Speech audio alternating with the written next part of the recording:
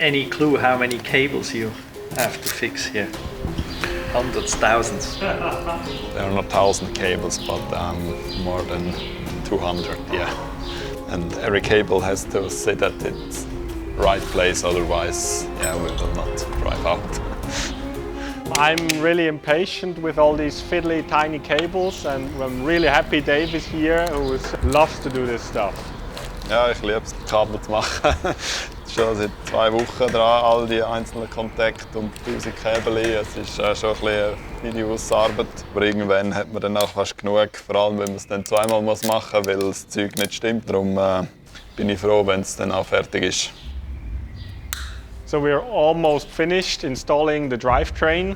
We installed the power electronics, which is the motors, the inverters and all the power high voltage cables. And now we're in the last moments of installing the signal cables.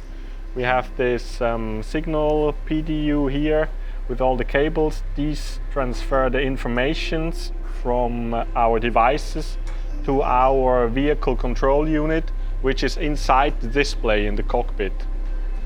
When this is done, the next step is putting the cabin back onto the vehicle.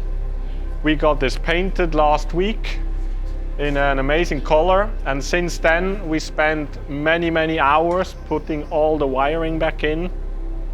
This took us probably 30 hours to do the whole wiring, and then the dashboard is mostly installed already.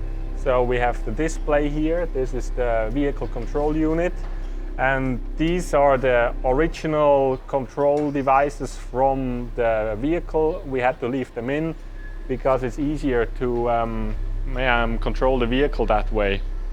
What we've also done since last week are the battery boxes. So 2 of them are already filled, and then the last one, which is still empty, will fill up today. We'll put these 2 batteries will go into the box.